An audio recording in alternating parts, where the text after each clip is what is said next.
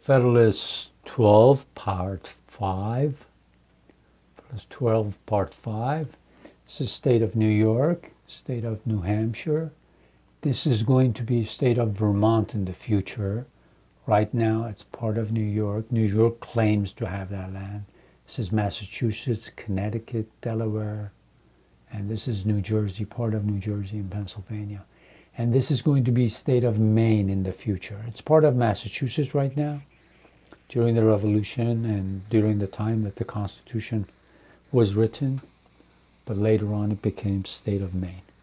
So we are talking about other weaknesses of the Confederacy and why Hamilton says in Federalist number 22 that we should unite under this new Constitution, under a new federal system.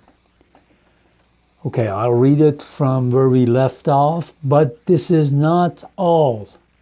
What at first sight may seem a remedy is in reality a poison.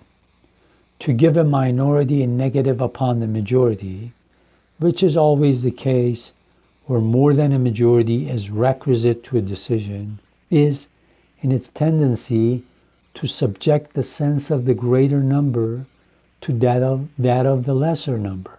Congress, from the non-attendance of a few states, have been frequently in the situation of a Polish Diet. Remember, Polish Congress was called Polish Diet, where a single veto has been sufficient to put a stop to all their movements. A 60th part of the Union, which is about the proportion of Delaware and Rhode Island, has several times been able to oppose an entire bar on its operations. Okay, this is a very important point. Look, Rhode Island is here, and he says, under the Confederation, under our first Constitution, this state or Delaware, which are only 1/60th of the population of the 13 states, 1/60th. They're tiny population-wise. They can stop any amendment from going through because the votes for amendments, adding amendments, should be unanimous. He says this is crazy. And this new Constitution, he says, fixes this problem. Because one of the things that had happened in 1782, the Confederation Congress had tried for over the years to add an impost tax on different things, on imports.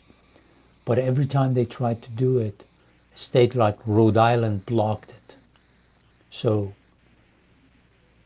one part out of the 60 parts of the population of all of the states would veto and would block this action.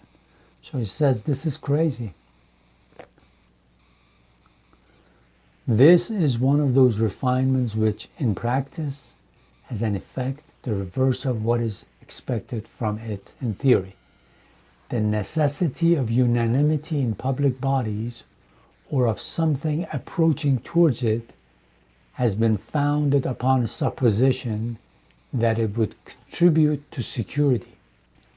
But its real operation is to embarrass the administration, means to frustrate the administration, to stop it from being effectual, to destroy the energy of the government, and to substitute the pleasure, caprice, and artifices of an insignificant, turbulent, or corrupt junto into the regular deliberations and decisions of a respectable majority. In those emergencies of a nation in which the goodness or badness, the weakness or strength of its government is of the greatest importance, there is commonly a necessity for action. The public business must in some way or other go forward. If a pertinacious minority can control the opinion of a majority respecting the best mode of conducting it, The majority, in order that something may be done, must conform to the views of the minority, and thus the sense of the smaller number will overrule that of the greater, and give a tone to the national proceedings. Hence, tedious delays, continual negotiation and intrigue, contemptible compromises of the public good. And yet, in such a system, it is even happy when such compromises can take place. For upon some occasions, things will not admit of accommodation. And then the measure of government must be injuriously suspended or fatally defeated. It is often by the impracticability of obtaining the concurrence of the necessary number of voters kept in a state of inaction. Its situation must always savor of weakness, sometimes border upon anarchy. It is not difficult to discover that a principle of this kind gives greater scope to foreign corruption, as well as to domestic faction, than that which permits the sense of the majority to decide, though the contrary of this has been presumed. The mistake has proceeded from not attending with due care to the mischiefs that may be occasioned by obstructing the progress of government at certain critical seasons, when the concurrence of a large number is required by the Constitution to the doing of any national act. We are apt to rest satisfied that all is safe, because nothing improper will be likely to be done. But we forget how much good may be prevented, and how much ill may be produced by the power of hindering that which is necessary from being done, and of keeping affairs in same unfavorable posture in which they may happen to stand at particular periods. Suppose, for instance, we were engaged in a war in conjunction with one foreign nation against another. Suppose the necessity of our situation demanded peace, and the interest and ambition of our ally led him to seek the prosecution of the war, with views that might justify us in making separate terms.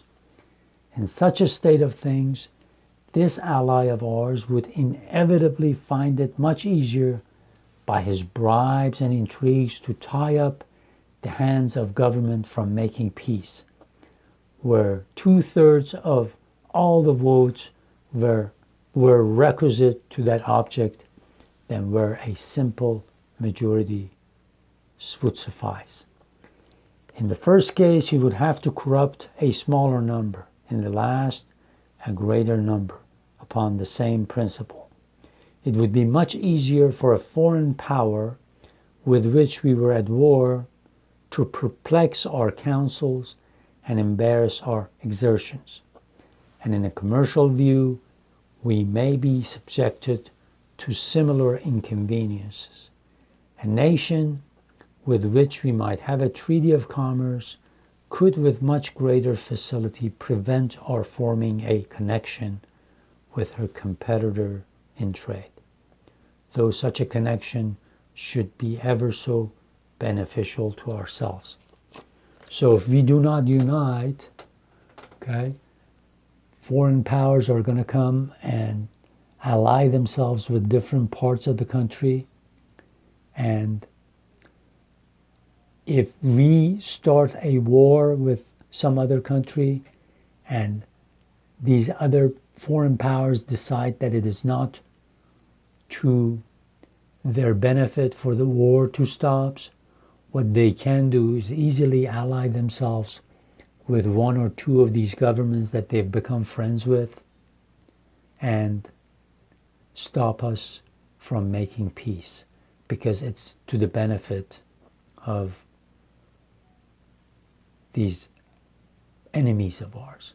So foreign powers can divide us, can bring distrust amongst us, and at the same time, if we don't unite, if they feel like there's a war that's to their advantage, a war that needs to go on because it would be advantageous to them, they will come and buy and corrupt some of our people that are given power to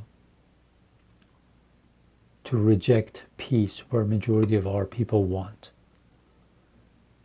Because all they need to do, all these foreign powers need to do, is find 3 or 4 states that will line up with them. So it says, be careful. If we don't unite, we're going to hurt ourselves in many, many ways. And as you will see, actually, in the first decade after the Constitution was written in 1790s, people who lived up here in the north, or at least the governments, were friendlier because of shipping interest and because of things like that. They were friendlier to British policies, whereas in other parts of the country, especially parts of the South, they some of them would be looking for, they would be allies with, or they would want to be allies with France. And you know, there was a war going on between France and England at the time. So this created a problem because everybody in the North and in the South, they had different interests, and this was creating a big problem. So you will see after the Constitution is written, after Washington becomes president, gradually there is a rift. There is distrust between Jefferson, Madison, and Hamilton. And part of it has to do with their trade policy or their view of trade, their view of finance, their view of treasury. So you will learn those more as we go along.